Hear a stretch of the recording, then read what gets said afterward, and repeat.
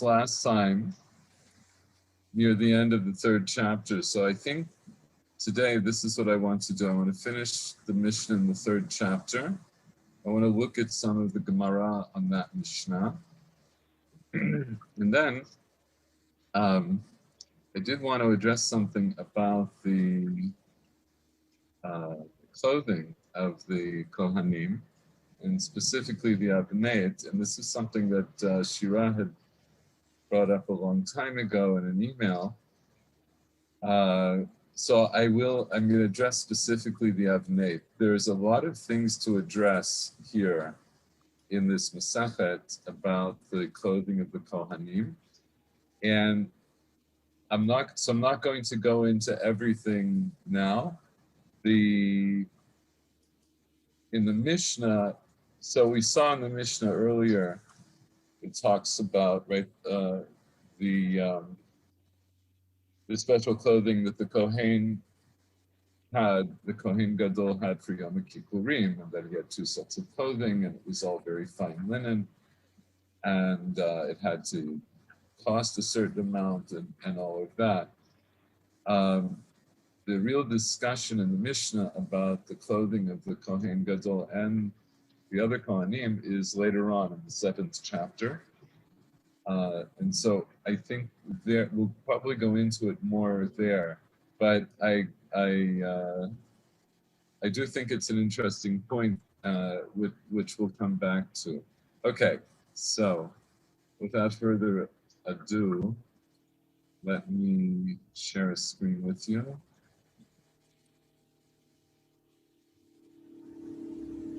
Okay. Okay, so we saw in Mishnah Yud, excuse me, Mishnah Yud,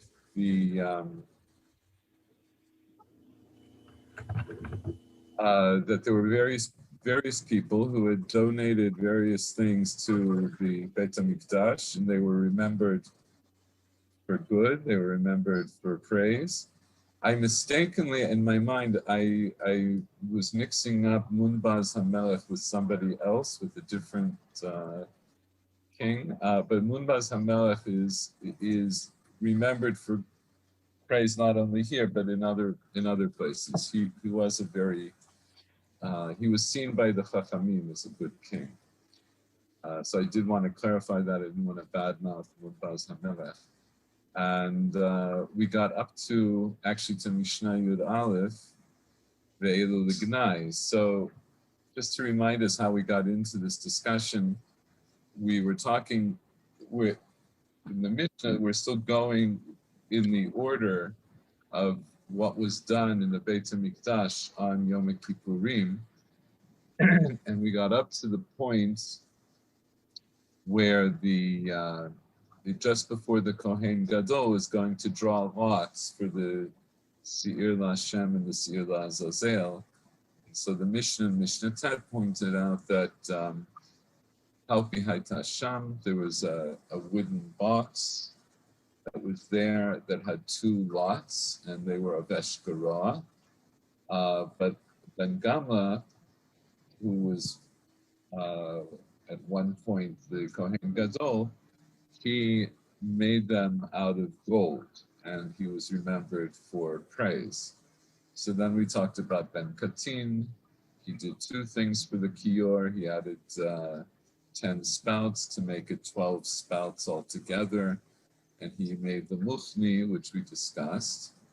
Munbaz HaMelech made all of the handles of all of the Kelim for Yom Kippurim out of gold.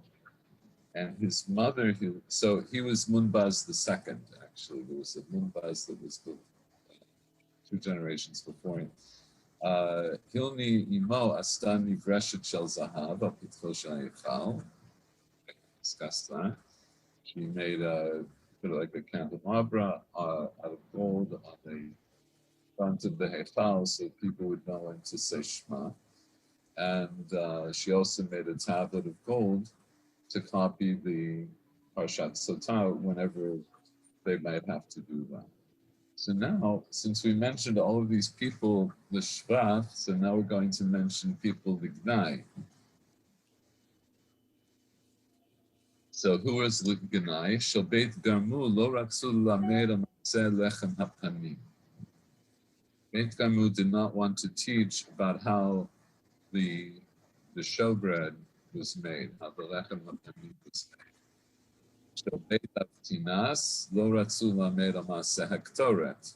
I think we mentioned Beit Avtinas, that they were the ones who would teach the Kohanim how to do the Ketoret, and they prepared the Ketoret, but they did not want to teach how to prepare the Ketoret. Hugras ben Levi haya yodea perek b'shir, v'lo ratza l'lamed. He knew a perek b'shir. You'll see the Bartuna explains Hafra'at kol ni'ima. In other words, he knew how to sing in an especially pleasing way, and he didn't want to teach that. Ben Kamsar lo ratzar lamed maseh haktav. Ben Kamsar did not want to teach how to do this, how to do the writing, how to do the script, and we'll see exactly what that means. Aharishonim namar zecher tzadik livracha, yalehu namar b'shem r'shaim yirkav. So on the first ones, the pasuk says that the remembrance of a righteous person is for blessing, and on these, it is said that the name of evil people will rot. So who were the first ones?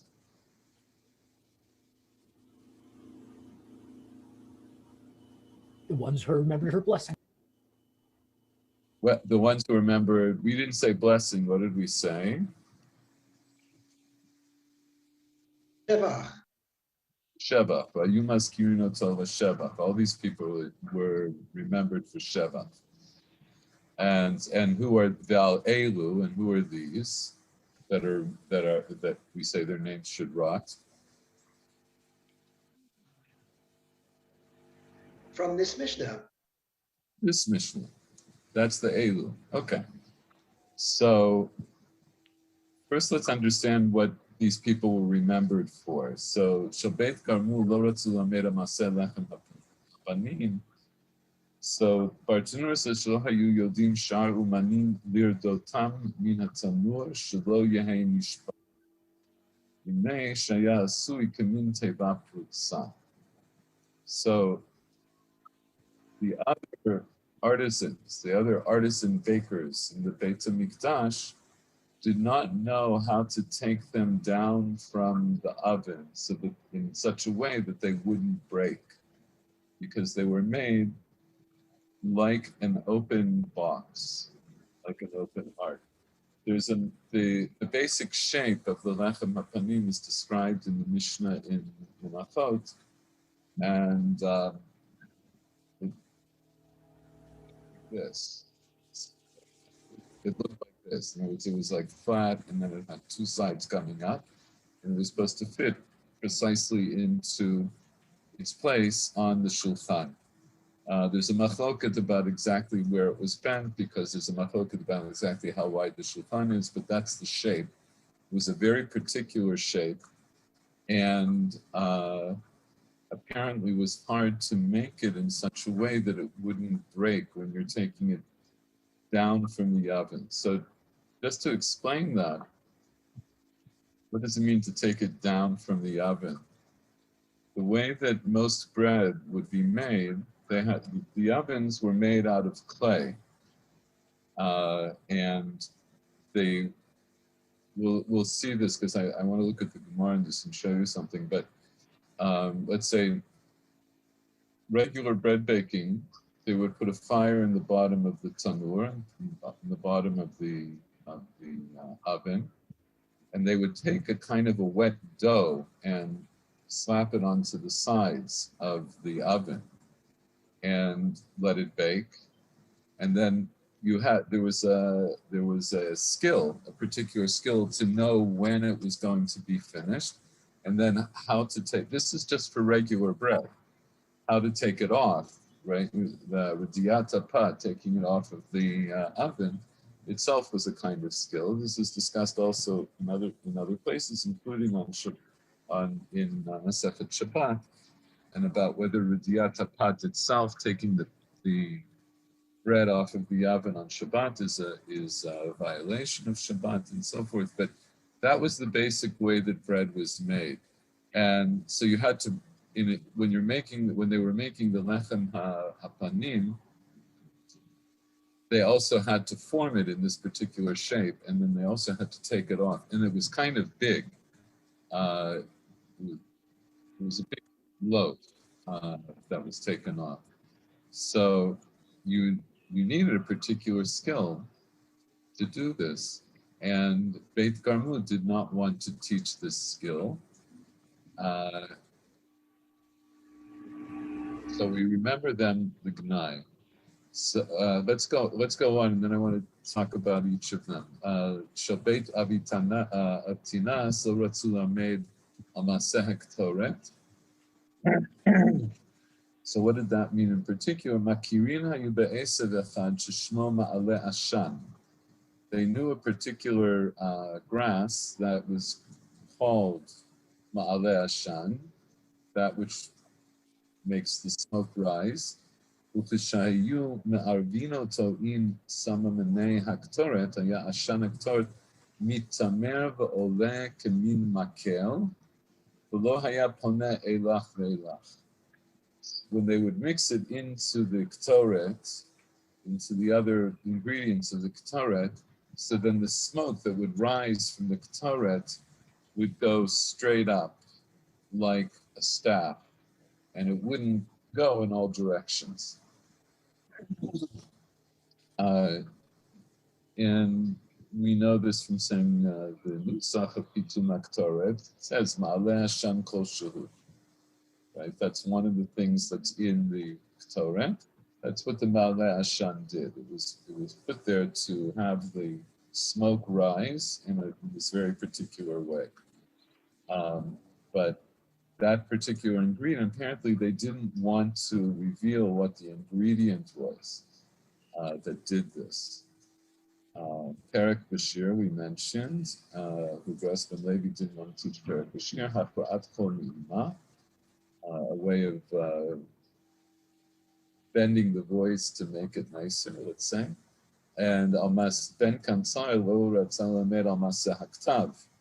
And what was Maseh Haktav? Kosher Arba'at Humusim Ba'arba Etzbotav. Kotev Shem Ben Arba Otiot Ke'achat. So he would tie on 4 pens, 4 humusim, on 4 of his fingers, and then he would write a word. Shem here can either mean, by the way, Shem in this context could mean word, but apparently it means the Shem Havaya. He would write the Shem Havaya, he'd write the 4-letter name of God. Ke'achat, he would be able to write all 4 letters at once. So I can tell you as a Sofer Stam, I've never, actually I think a long time I did try this. It's not easy. And he didn't want to reveal how this was done. He didn't want to teach how it was done. Al Harishonim, Ben Gamo, Ben Katim, Munbaz, Vihami, Nod, and Kanor, all the earlier ones, the ones we mentioned in the previous Mishnah, we say Zecher Tzadik Libracha. This is the pasuk from Mishlei. V'aha Achronim, Beit Garmu, Beit Avtinas, Ugras Ben Levi, Ben Kamsar, we say Shem Rishim Yakal. So the Bartanur here adds, V'afal Gav de Beit Garmu, Beit Avtinas, Natnutam L'Divrayim Shelo Ratzu L'Lamed, that even though Beit Garmu and Beit Avtinas gave a reason for their stance that they didn't want to teach these particular things, and that what was their reason? Shema Yomad Adam Sheino Hagun V'Yelech V'Yavod Avodah Zarah B'Kaf. They said that if we teach this, maybe somebody who's not mannerly, who's not a good person, is going to go and use these skills for Avodah Zarah. Lo Kiblu Chachamim et Divrayim. Bartanur says the Chachamim didn't accept their words, they didn't accept their argument. So on that, in a moment we'll take a look in the Gemara about this. The Gemara brings some interesting stories about which I thought would be an interesting thing to go into a little bit. Shel, I can make two remarks. Sure. Yeah. First, the Mishnah doesn't follow the motto "Matrilim begnud u'mesamim b'shvach," which is very strange. Second, those who are mentioned l'shvach are kings, and those who are mentioned l'gnut are kohanim. Well, but the Shvach, we also have Ben Katin, who wasn't a king. Who is it? The first one? The first one we mentioned, the Shvach, is Ben Gamla, Yoshua Ben Gamla, who was a Kohen Gadol, and he was a Kohen. Okay. He was a Kohen. Ben Katin was also a Kohen Gadol, but yes, but then Munbaz and all the other are kings, and the Gnut are all Kohanim. Well, okay, so it's not precise. Let's get. Maybe they were afraid of some of the kings, like Herod, which I mentioned last time, or something like this. No, but actually, no. So first of all, let's be careful here. In the people that we mentioned, the Shvach, so we have Ben Gamla and Ben Katin, they're Kohanim Gedolim. Okay. And Munbaz and Heleni, so they were king and queen respectively. And then I have Nikanor, who's as the Bart was, he's a regular citizen. Yes, some rich person, I guess. He, it's not clear to me if he was rich or not. What we know about him from the story, which the Bartanur brings here, the Kitzur, and it's not that much longer in the Gemara, that he was apparently he was in charge of that trip to go to Alexandria to get the doors. And on that we don't really know about. So I think also with Munbaz and Heleni, because they are mentioned elsewhere, the Chachamim had great respect for them. You may remember Heleni Malka is mentioned at the beginning of Sukkah, that they were bringing in. Hold on a second. Just to show you that I'm not must speak Baki to say it off by heart, but just a second.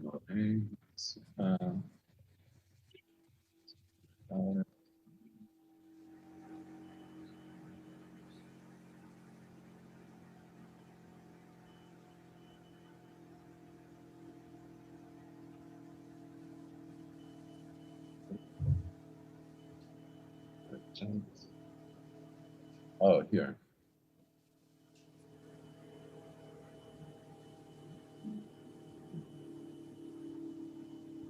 Oh, actually, it might be in the Gemara here. It has to do with. Oh,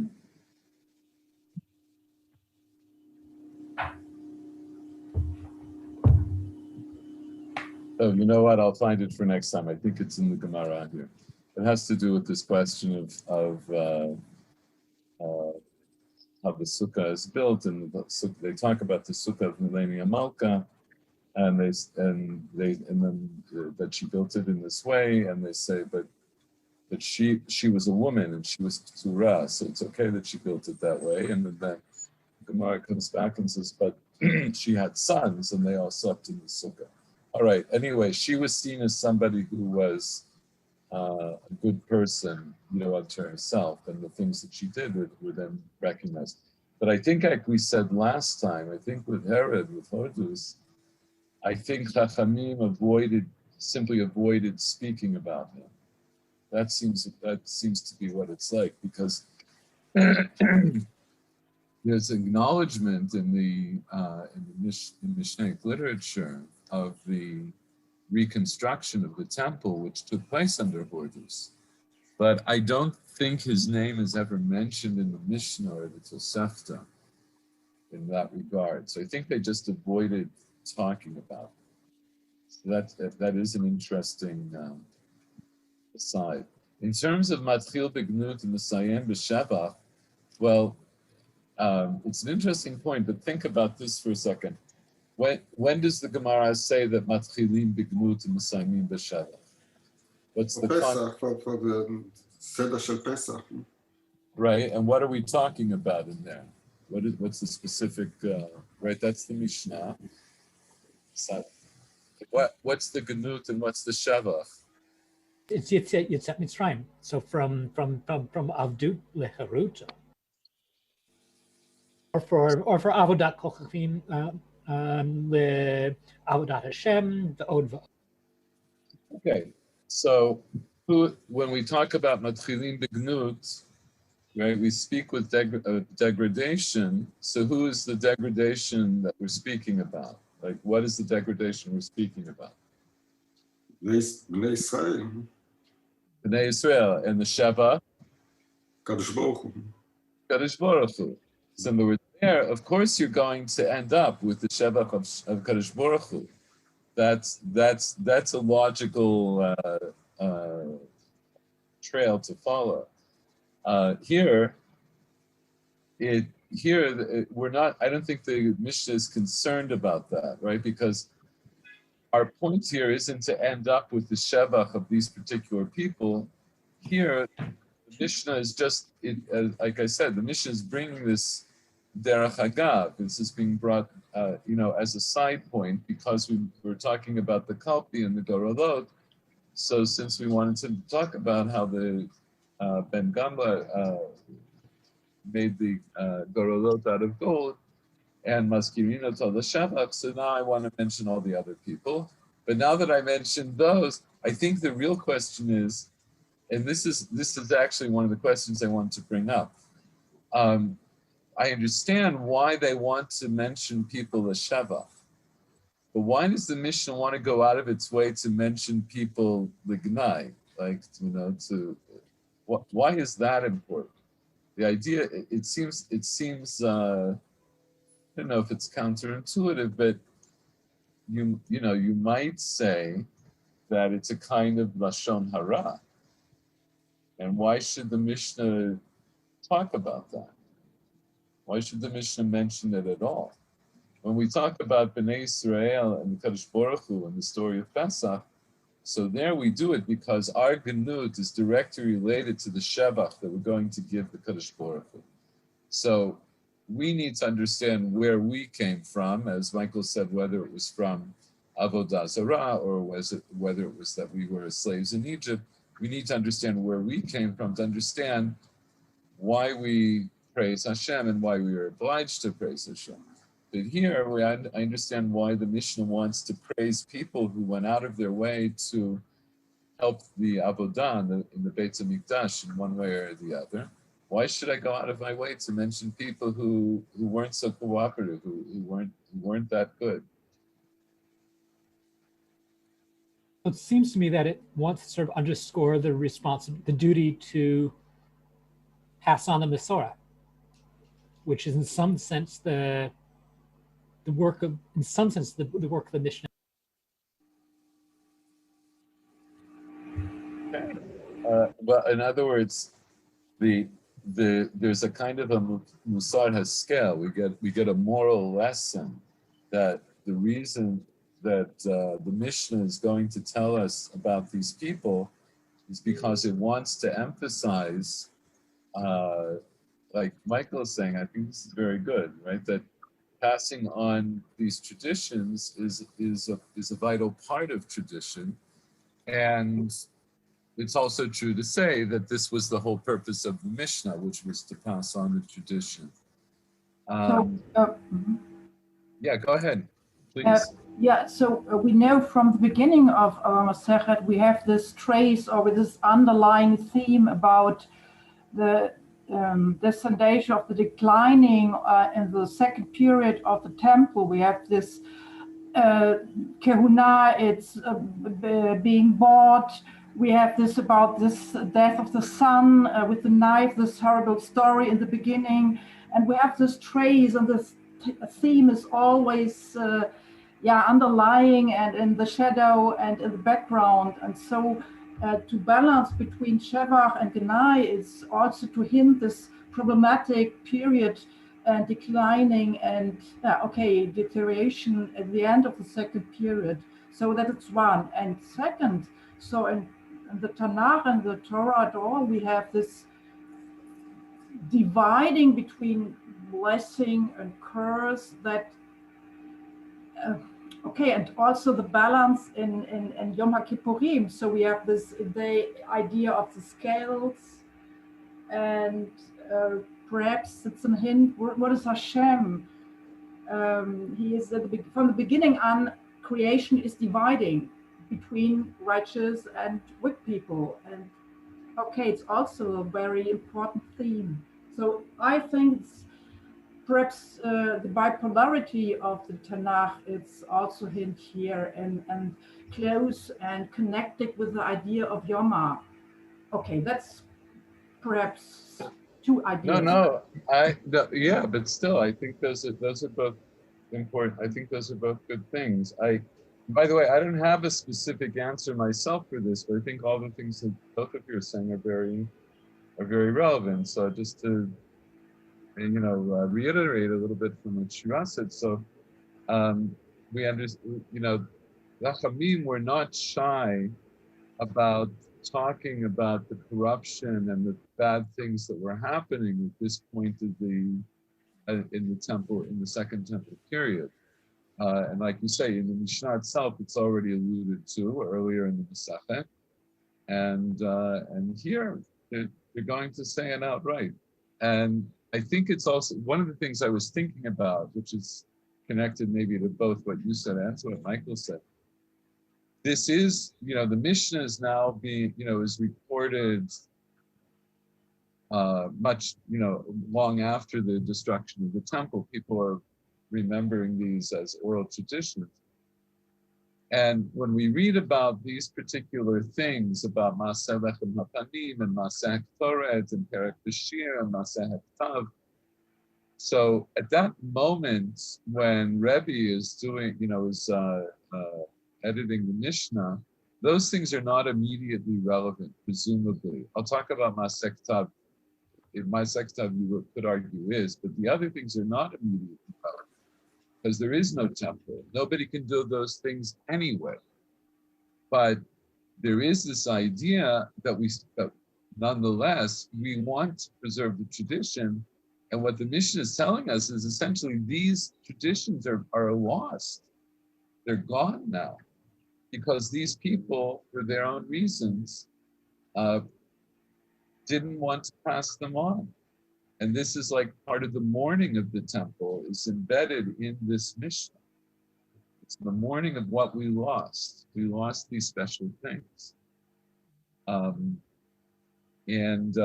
Look, Shira, also in terms of the larger point that you're making, I think it's true.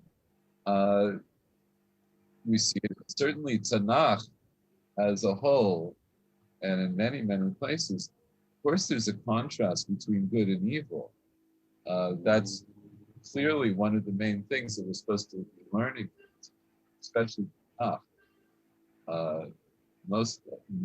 Certainly the early Nevi'im, this is a very big part of what we want to learn.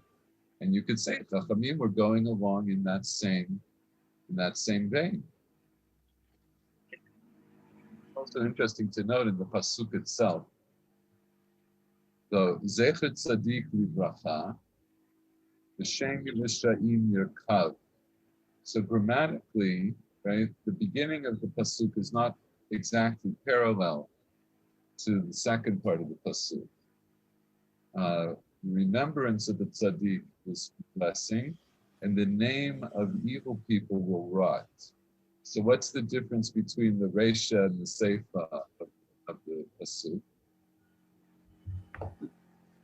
The singular and the plural. So we have one tzaddik and we have the multiplicity of Reshaim. We have the plural form. So it's one of notice. That's one of the things. And what's another thing? What about the verb?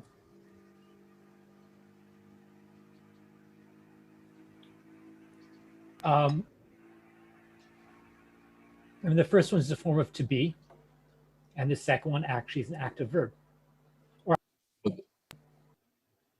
The second one, so I would put it like this. See, in the first one, there isn't really a verb. Zecher tzaddik livracha. The remembrance of a righteous person is for blessing. Is for blessing.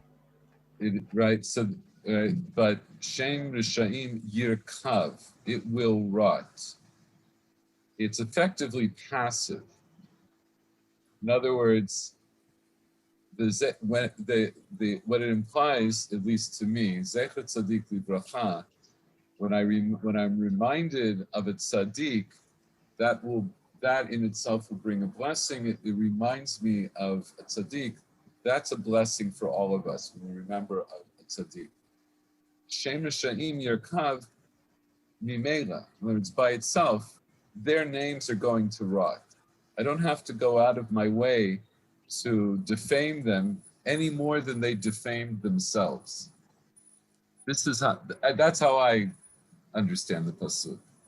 And there is a contrast within the pasuk about the way I relate in a more positive sense to the tzaddik, and I can remain passive regarding the rishaim, and it parallels to me a ma'amar Chazal, which you might be familiar with, which maybe we need to mention. The Gemara Menachot says that habali taher misayin oto, habali tameh potchin lo. So one who comes to make themselves tahor, in the context, it means somebody who's coming to do tshuva, misayin oto, ozrim, and that's a reference to Hashem. Somebody who comes to do tshuva, Hashem helps them. In other words, He actively will help them. Somebody who's abali tameh, someone who wants to do evil or to do sin, potchin lo, Hashem opens the depths for him. In other words, Hashem doesn't have to do anything. This person will just fall on their own. He opens the depths, but He doesn't push them. So there's a difference between the way Hashem treats a person who's trying to do good as a person who's trying to do bad. Hashem, of course, the exception is Paro, and Rambam talks about that in Hilchot Tshuva, and other people talk about that because Hashem says that He's machbir et halev, like He purposely makes Paro's heart hard or heavy. But Paro is an exception. Normally, that's not how we go. So I in my own mind, I think that there maybe Chazal also understood that from here. I didn't go into this for this shiur for the preparation, but it just seems to me that we relate in this regard to Rishaim in a different way. We don't have to actively do anything because their own actions are going to speak for themselves. Shel? Yes. Yes. It is not, to me at least, it is not obvious if these are quotes of sayings which people used in their everyday language, or if this is a saying which was invented especially for this place. And we, after we read the Mishnah, we make out of them sayings which are which we accepted as. It's a pasuk in Mishlei. This is a pasuk. It comes from Mishlei. Okay, so yeah, so maybe people that's the way when they talk. That's the way it's a formula that they used. So you know what I mean. We use it now, right? Because we use it now, but maybe okay. So we say zatzal, right? Yes. We do say zatzal. Mm-hmm. Yeah. Mm-hmm. It's from this book. It's an interesting. No, I mean, you raised an interesting question about how, if this was just a common language, it could be also that it became part of a common language. This is the way that Chazal, looked at it. I'll just say something about Maseh HaKtav, which I find interesting. The implication here is that, actually, before I talk about it, let's go back and just understand. Okay, so let's understand about what each of these people or each of these families in the first cases knew that they didn't want to pass on. So with the Lechem Apanim, they didn't want to pass down how to do Ridiyat Apat, and not knowing how to do this can directly lead to breaking that loaf of bread, and then it wouldn't be kosher to put in the shulchan. So they would have to, people would have to do it again. So that clearly would be, if not a necessary skill, a very highly desirable skill, right? Because it has an immediate practical application. You take the lechem apanim out of the oven, and then it's going to be taken into the heichal and and put onto the shulchan. When we talk about maseh ktoret, from here at least, it's not clear if this ma'aleh ashan wasn't necessarily necessary, but it was preferable. And in that sense, it's sort of it goes in line with the things we learned about the people who are remembered for Shevach. They did things that weren't necessary. You didn't have to make the gorolot out of gold. You didn't have to do this extra work on the kior and all of those things. You didn't have to do them, but we remember those people for Shevach because they beautified the mitzvah. So in the case of Beit Avtinas, who knew how to use this Ma'aleh Ashan, presumably that was a hidur of the Ketoret. It wasn't necessary, but it was preferable. I would think that's also true of the Perek Bashir, right? To be able to sing very beautifully, of course, would be a big plus. When we get to Maseh Ktav, and by the way, also all those things are specific to Avodah also in the Beit HaMikdash. We only have Lechem Apanim and Ktoret and the Shir in the Beit HaMikdash. We can sing outside of the Beit HaMikdash, but Shir as an Avodah is only an Avodah in the Beit HaMikdash. What about Maseh HaKtav? Presumably, there isn't really Maseh HaKtav per se in the Beit HaMikdash, except in what instance? When is something... the Sota, no? Right, Parshat Sota, where in fact you do write Shem Hashem.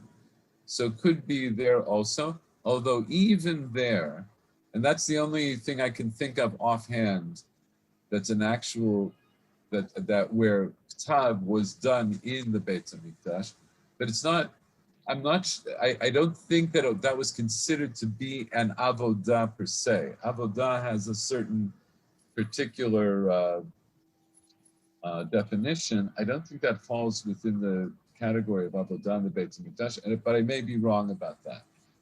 Certainly it wasn't an avodah kvuah, right? It wasn't a fixed thing because it wasn't a regular occurrence like that every whatever, certain calendar days that you have Maseh Sotah. And in fact, by this time, late in the temple, the Second Temple period, they stopped doing the Maseh HaSotah, right? They didn't do it at all. That's brought down in the end of Sotah, which, as Shira, when you were talking about this before, it's another place. If you look at the end of Sotah, where the Mishnah talks about how certain things we stopped doing them, right? They, like the Sanhedrin stopped judging capital punishment for murder because there were so many murders. There were too many murders. And they stopped doing Sotah because there was too many cases of Sotah. In other words, that's another place where the Mishnah references this idea of the declining moral state of the people.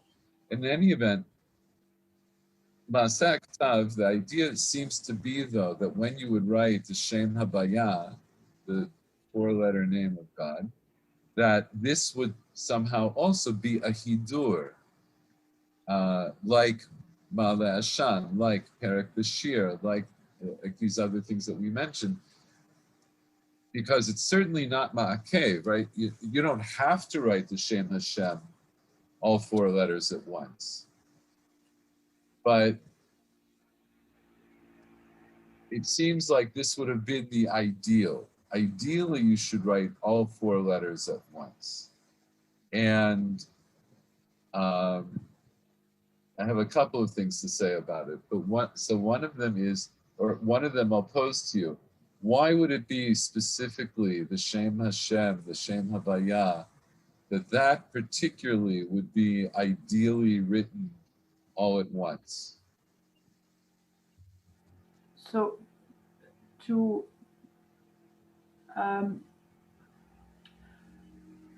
represent in the kind of writing the dimension how God is not in time, beyond the time. So all dimension of time, past, present, and future come together, are in the nous, in the existence, the essence of God together. There is no gap. There is nothing to overbridge. So, and if we write one letter after the other, so we have for a moment, for a second, we have an interruption, we have say, but writing in one, so it's to a kind of approximation to how is God, something in this direction. This is very good, right? Because the Shem Havaya itself is that's the name of God, right? It's Haya Hoveh V'Yeh, right? The God, meaning that God is essentially outside of time or beyond time in some way. And so if I write it in order, like Yud Hey Vav Hey, I'm a slave to time, right? In other words, I'm demonstrating that I'm a slave to time. And even though I'm not saying that about God, but then if I could, ideally, I would like to say, no, God is present all at once. Like there is no parts of God that just appear, here and there, but Havaya, Yud-Heh Vav-Heh, is always present. Can I add one other thing here? I would be happy. Go ahead. Yeah, so it also seems to me that writing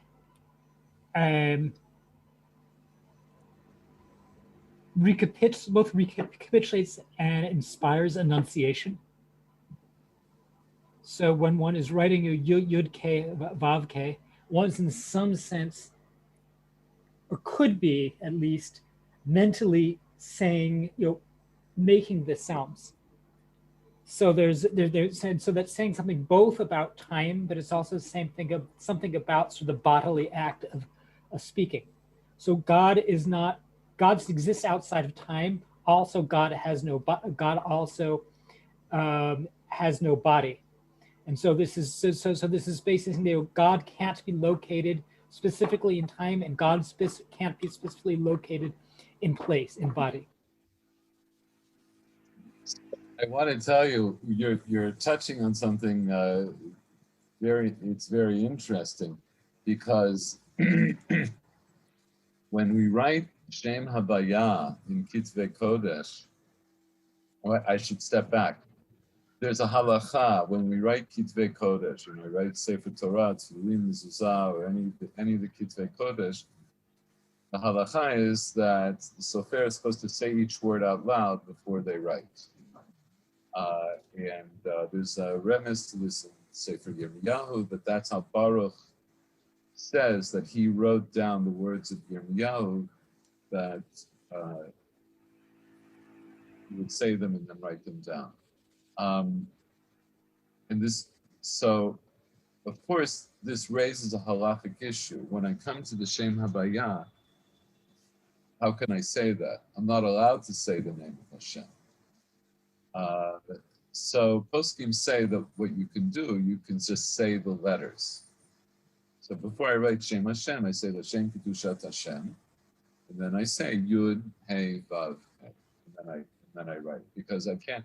If I say the way we say it in prayer, that's not what I'm writing. In other words, whether I say it's the Shem Adni or the Shem Elokim, that sometimes I read it this way and sometimes I read it that way, that's not what I'm writing. So it's not a true reflection of what I'm writing. So I can just say the letters.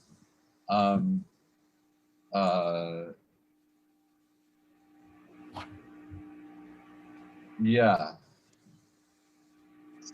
Hashem, the Shem Havaya, as you know, as you're alluding to, and as Shira was saying, it is unique. It's unique in our consciousness, and it's very unique in how we relate to it. So presumably this would have been a great hidur. Now I'll leave you with a question which I've never gotten answered well from anybody, including other very learned Sofrim. According to the Zohar, there's a special way of writing the Shem Havaya. Each letter has constituent parts, and you have specific kavanot in mind as you're writing each part of each letter. And I'm not enough of a Kabbalist to give you a very good explanation of this. I know how to do it, and sometimes I'm requested to write the Shem Havaya this way. The Zohar claims that if you don't write Shem Hashem this way, that it's pasul. Now, we don't hold that lahalacha, but nonetheless, certainly amongst certain people, mostly Hasidim, but not only Hasidim, it's very important to write the Shem Hashem in this way. I can describe to you the basic idea of it. The basic idea of it is, if you think about the layout of the Sfirot, where you have Keter at the top and you have Malchut at the bottom, and Keter represents that which is beyond our comprehension. That's the true divine, and that's beyond us. But the Keter then flows down into the other Sfirot and ends up with Malchut. So there's a way of writing the letters that you have these kavanot that essentially start off with Keter, and then it trickles down in different ways until you get to the end of the Shem Havaya. It's an oversimplification, but that's the basic idea. But one of the things is, when you learn how to do this, you do learn, at least on the very most basic level that I've learned, because I'm not a Kabbalist in any good sense of the word, you understand that it's very important to the Zohar that you dafka write the Shem Hashem in this precise order, which means there is a beginning, middle, and end. And I remember the first person who taught this to me was a very good Sofer Stan here in Yerushalayim. I'm not in touch with him anymore, but very good, and also very learned Kabbalah. I asked him this. I said, how could it be that according to the Zohar, this is ma'akev, like the Zohar holds that this is pasul if you don't write it this way? And yet I understand from here in the Mishnah in Yoma, lehefech, that the ideal is to write it all at once and not in this very particular order. So I don't think he had ever thought about it before. I didn't get a real answer from him. I don't think he didn't try to really answer it. I could fetch it a little bit, but it's always been a real question in my mind. Anyway, that's a real digression, but just thought it was interesting.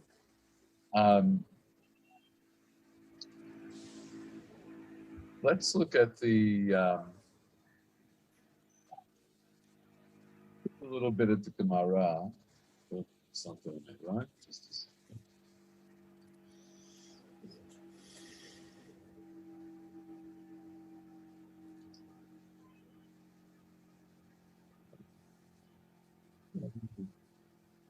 Yeah, it's this one.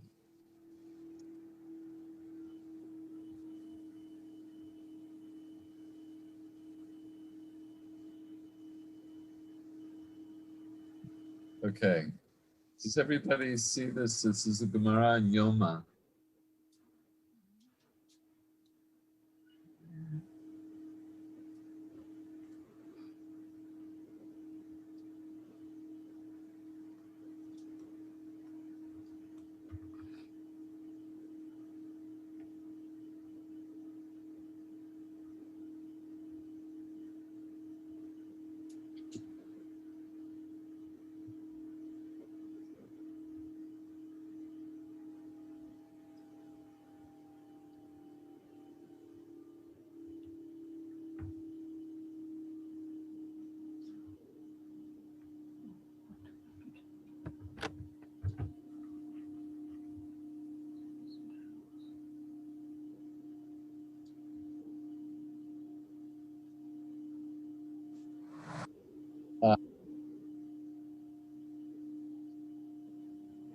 Okay, I lost contact there for a minute. I'm back now. Sorry about that.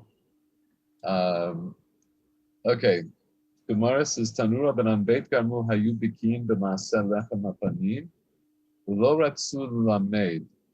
Right. So this is basically a brayta, and it brings essentially our Mishnah. Beit Garmu were experts in how to make the lechem hapanim, and they didn't want to teach it.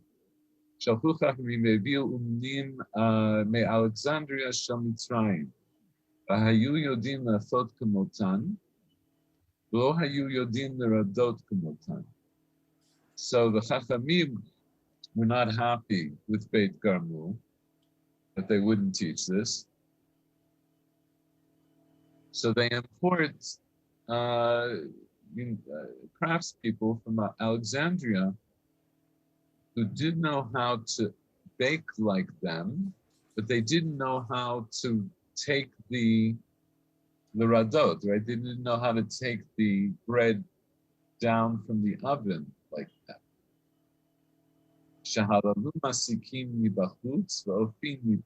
Because these, the people from Alexandria, they would light the oven outside of the oven, and they would also bake outside of the oven.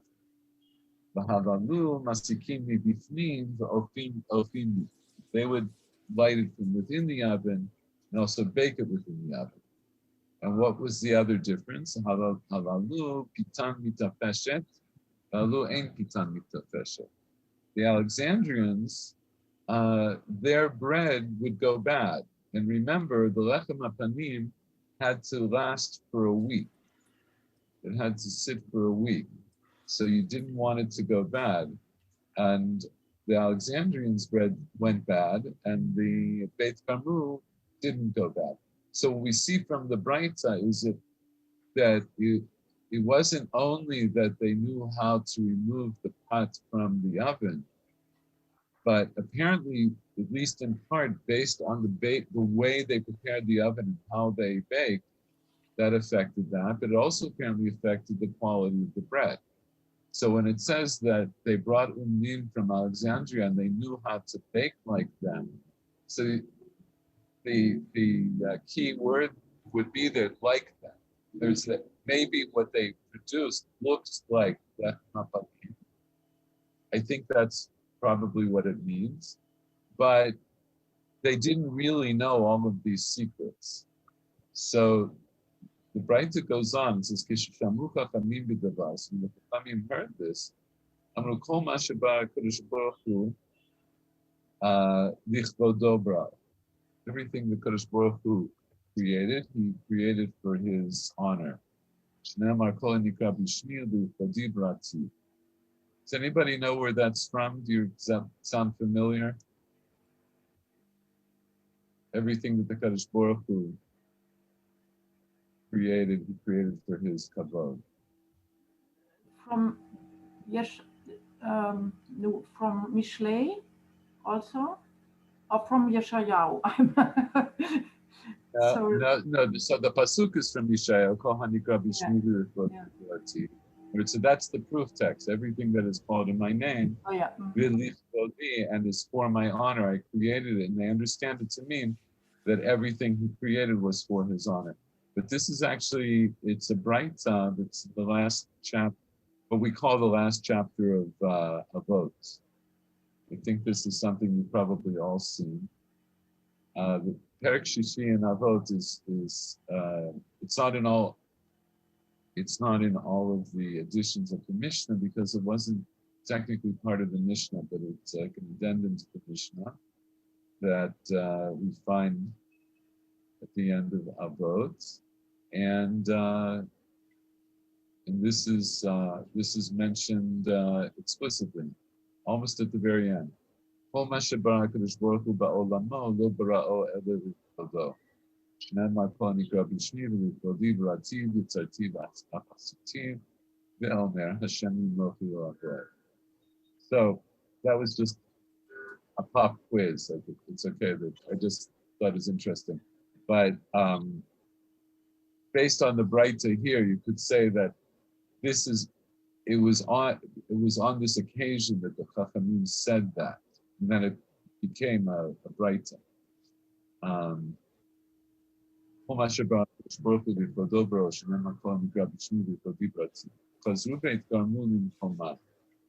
And then Beit Garmu went back to their place.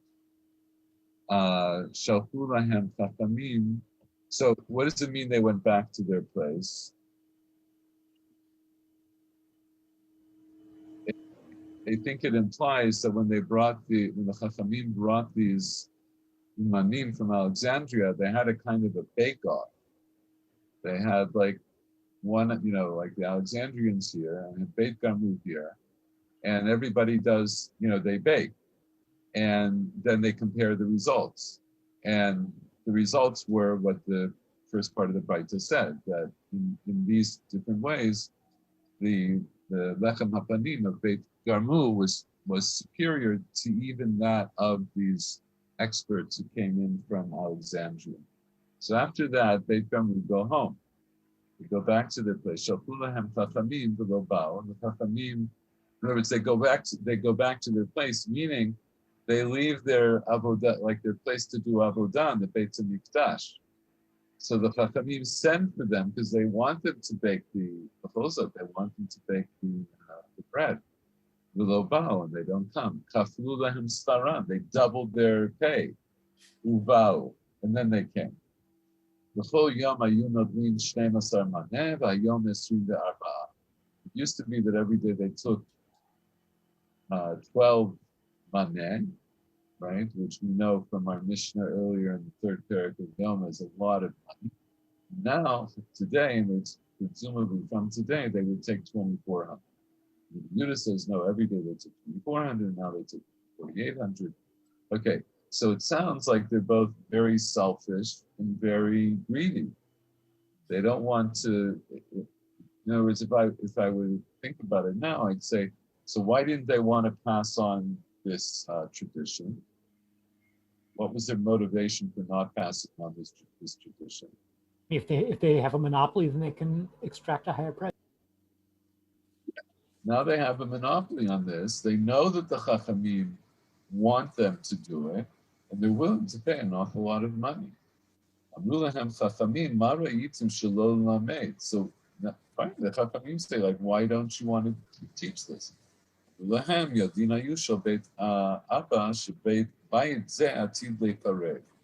So we have, it's known from my father's house. And this is an old tradition in our family, that this house, the Beit HaMikdash, in the future is going to be destroyed. So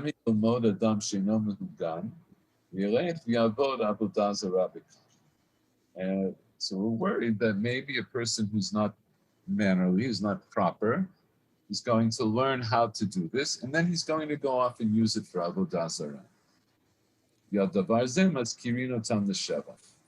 So for that, they did find the Chachamim did find Beit Garmu to be praiseworthy, because at least they had, at base, they had these good intentions, that they didn't want this information to fall into the wrong hands.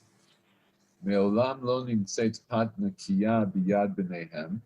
there's more, because they were also very careful that they would never, nobody in the family was ever caught with patnikia. Patnikia is a term that means bread that's made from soet, and soet, not like the soet we have in modern Hebrew. Soet is the finest flour, and that was the flour that would be used to bake in the Beit HaMikdash for most of the menachot. So they were very careful that for their own, even though there's no isur of using solet outside of the Beit HaMikdash, that they were very careful as a family to never use solet in their own, like in their home baking. Shelo yomru mima'aseh lechem hapanim ze mizomim. So that people wouldn't say, oh, they're eating real lechem hapanim.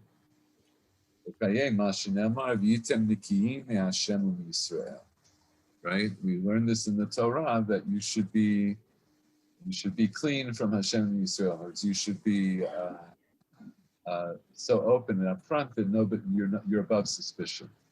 So, despite the bad rap that they get in the Mishnah, when it comes out in the Braita, it's not quite as bad, right? So on the one hand, they won't teach it, but they seem to have good motives, and they were also very careful to never let it be thought that they were taking advantage of their position to eat lechem hapanim, for themselves outside of the Beit HaMikdash. So that's one story. Now we have a similar story with Beit Avtinas. So Beit Avtinas lo ratzu lamed al maseh haktoret. Tanu Rabbanan Beit Avtinas hayu bikin v'maseh haktoret v'lo ratzu lamed. So from the Mishnah, they were expert in making Torah. They didn't want to teach it. Shalchu chachamim v'yaviu min me'Alexandria shel Mitzrayim. Same thing. The Chachamim bring these experts from Alexandria in Egypt. They knew how to prepare this mixture of the ingredients of the Torah, like Beit Avtinas. They didn't know how to make the smoke go up the way Beit Avtinas did. Shel halalu mitamer ve'oleh k'makel, shel halalu maftzil l'kan u'l'kan. Right? Because this one, it would go up in a straight line, like a staff. And the other ones, the Alexandrians, would go all over. Now, let's finish this.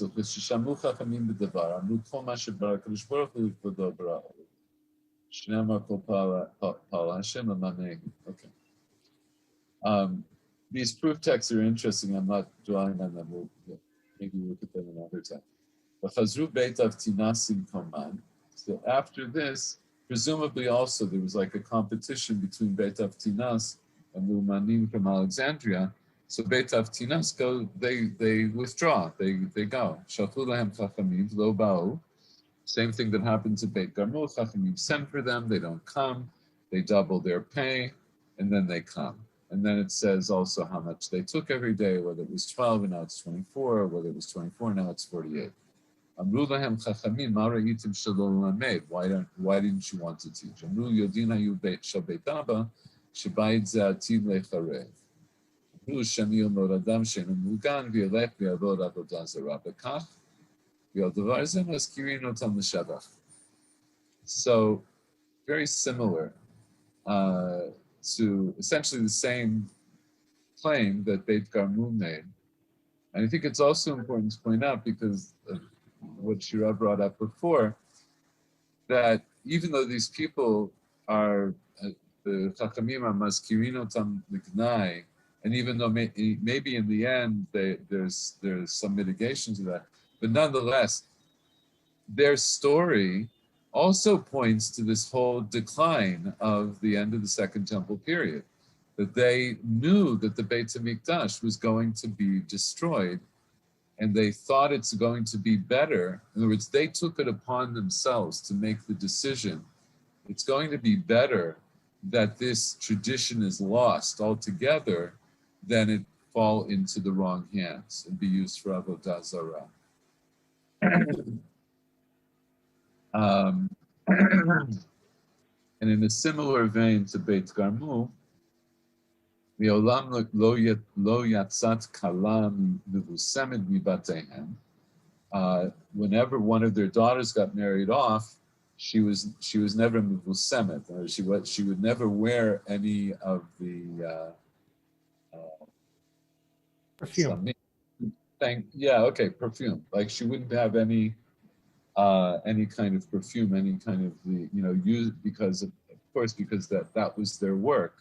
So the same thing, they didn't want people to think that they were using k'torets for their own personal benefit, and also ukishnosim isha mimakom afer, when one of the sons would marry a woman from outside of the family, matnini ma, they would also make a condition with her, shalot titbasem, that she shouldn't wear any kind of perfume or anything with smelling. Shelo yomru mimasek tord mitbasmim v'kayim Hashem amar yitzim nikiyim me'Hashem Yisrael. There's a lot more to this, but we're running out of time. And maybe we'll do the next time. I was actually thinking to go all the way into the next Amud. But maybe I'm thinking maybe this is a bit too much of a deviation from what we're talking about. I encourage all of you to do this. Go ahead and look at the Gemara here at Lamed Chet Amud Aleph. It spills into Lamed Bet. There are more stories that are connected to this that are quite interesting. So before I end today, and this actually is also, it's a longer thing and I was going to go into more detail, but maybe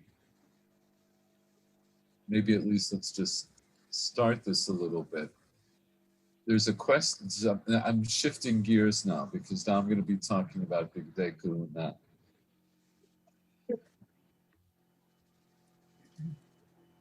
There's a question that we didn't really talk about, but Shira brought it up in correspondence with me. We know from Parshat Achremot about the special clothing that the Kohen Gadol wears, right? We just alluded to it here earlier in the chapter here. There's a question that arises about whether or not the clothing of the Kohen Gadol, when he does the Avodah in Yom Kippurim, that's entirely from linen, was that the same as the clothing that a Kohen Hedyot wore every day, which would mean that all of the clothing of the Kohen Hedyot was also entirely linen, or was it different? And the question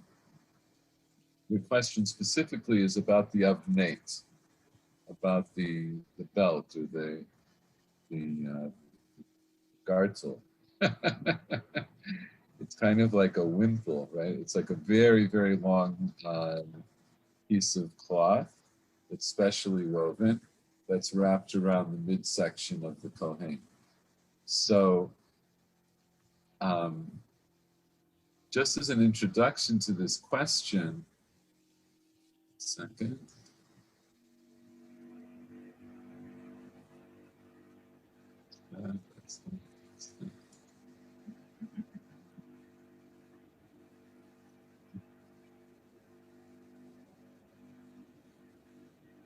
Okay, as an introduction to this question, I want to point out that in the Torah, it's not clear.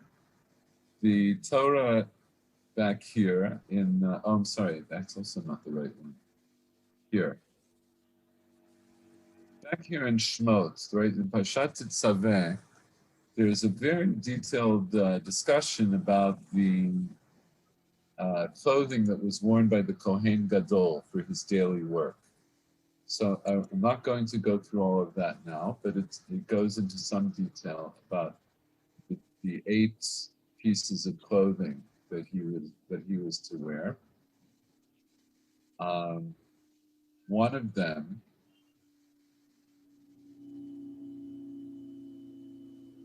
Just a second.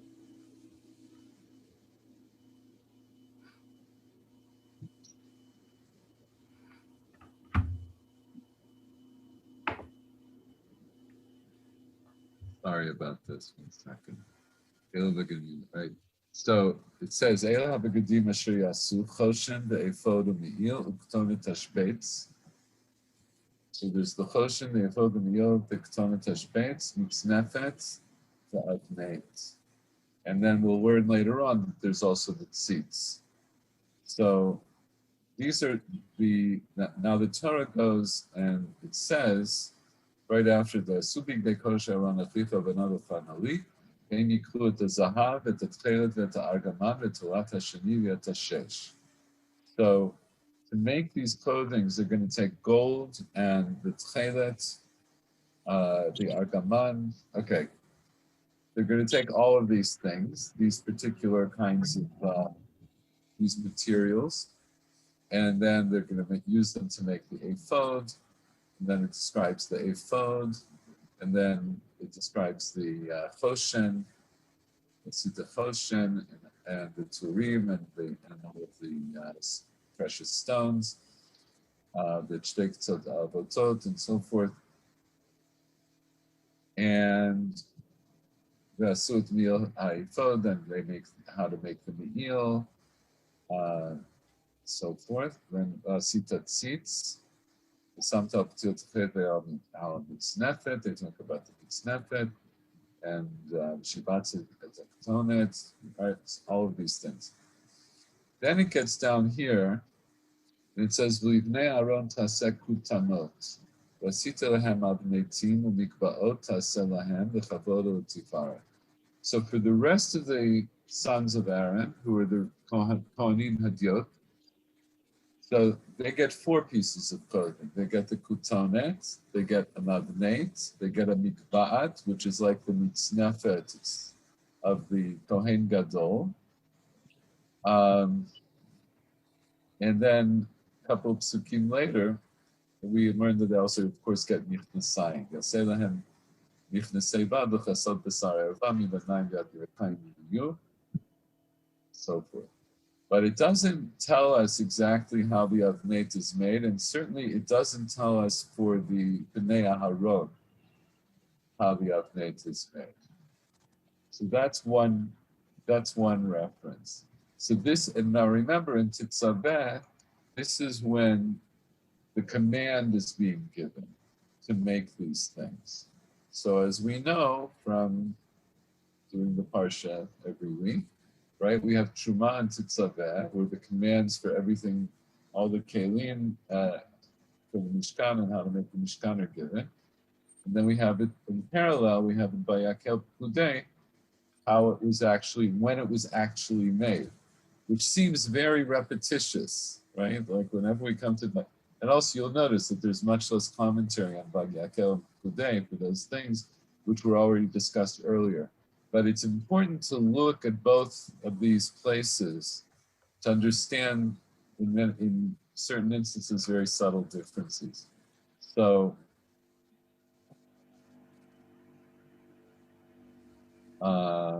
here I laid these out here in Parshat. Oh, 1 second, Parshat Titzaveh. Wait.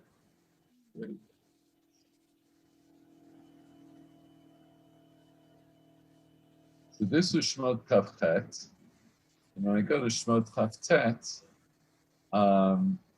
this in Titzaveh, this describes essentially the procedure of the Miluim, the installation of the Kohanim. This is where the Tzva'ah is given for the installation.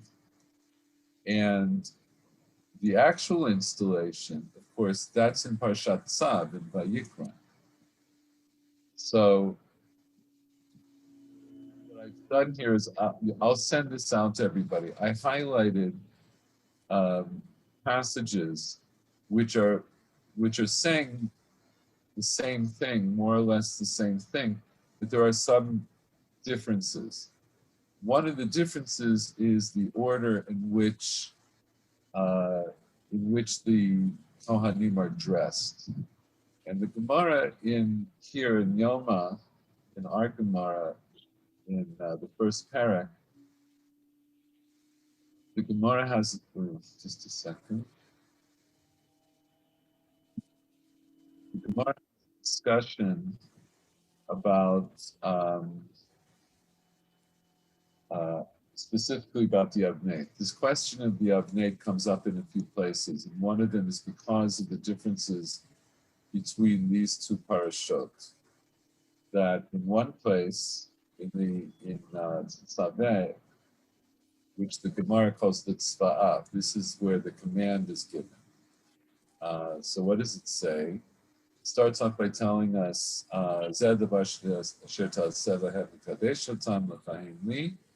this is what you have to do, that they should be Kohanim for me. In other words, this is now going to describe the whole procedure.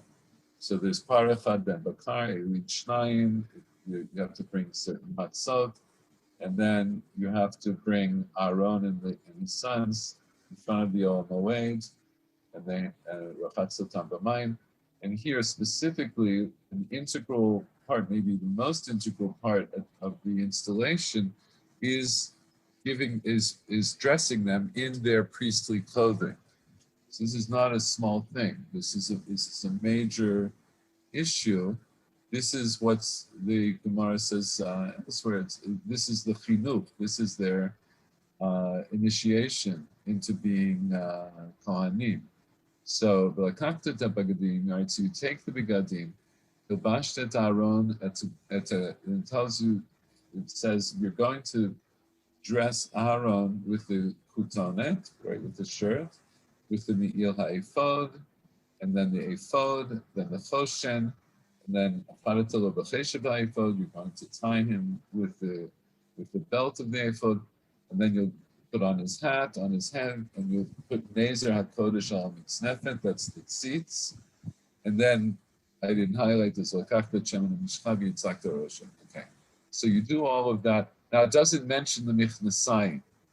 The Gemara learns out elsewhere that, of course, when they're coming out the Michnasayim, that's obviously the first thing, is that they're going to have Michnasayim. And that's learned out from Psukim elsewhere, including in Parshat Achrei Mod, it says, U'michnasei bad yiyu absaro. Meaning, the understanding of that is that obviously Michnasei bad will be on his, they're already on his body. Okay? So now it talks about the sons. When we bring the sons, they also put on the kutana, and then you put on their avneit, aharon uvanav. Now here, see what it says. Chagarta otam avneit, aharon uvanav. So, in other words, when we looked at the dressing of Aaron, it didn't say here in Pasuk Hey or Vav to put on the avneit. But when his sons are getting dressed, that's when it says, then you're going to put on the avneit both for Aaron and his sons. And then for the sons, right. So then you'll finish dressing the sons. But it's from here, Pshuto Shel Mikra is it sounds like they're going, when it comes to the avneit, they both have to put on the avneit at the same time. So you're going to dress both Aaron and his sons with the avneit at the same time. Let's stay over here. So I'm going to skip part here. Pasuk Zayin Litena Rabat Kutonet ve'achkoroto ba'avneit. Here, when it says that you dress, when Moshe actually did this, the miluim, and he did the chinuch, the Hanukkah of the Kohanim, what he actually did is he put on the kutonet on Aharon, and then he put on the avneit on Aharon, and then he did the rest, the me'il and so on and so forth, and then Pasuk Yud Gimel vayikrev Moshe b'nei Aaron vayal b'shem kutonot vayachgorotam avneit. So here it sounds like not what he was commanded to do, back in Tetzaveh, where it sounded like he was supposed to do the Avnei at the same time for the sons and for Aaron. And over here, it sounds like, here it says that first he did Aaron, and only after he finished dressing Aaron did he dress the sons and put on their Avnei. So this is we'll think of this as an introduction, and next time we'll look at the Gemara. There's a Gemara in Yoma. You're all invited to look at on Daf Hey Amud Bet, where this is discussed, and we'll see how this works into the question of how the avneit was made, and what was the avneit of the Kohanim, the regular Kohanim, as opposed to the avneit of the Kohen Gadol. Okay, I think I'll stop there. Any last questions or comments? Or are you all dazzled by the Big Day Kohen? No, one of the reasons I really wanted to get to this is because something that Shira said, Rav Hirsch commented about the avneit of the which I want you to maybe send that even to everybody, if you can just send the comment, or send it to me and I'll send it to everybody. I do think it's quite interesting. I think it's very, very interesting. So we will dwell on this a little bit. It might take up the whole next shiur, but then after that, I want to go to the 4th chapter of Yoma, which continues in the order of the Kohanim. And then in the next chapter, we'll talk about some of the other things, Shira, that you asked about. One of the things is the vidui. The nusach of the vidui is something very specifically that I wanted to delve into, because that's something that's shayach still for us today. So we will delve into that. Okay. Thank you, everybody. Have a good rest of the day. Thank you. Good night. Bye. Bye-bye.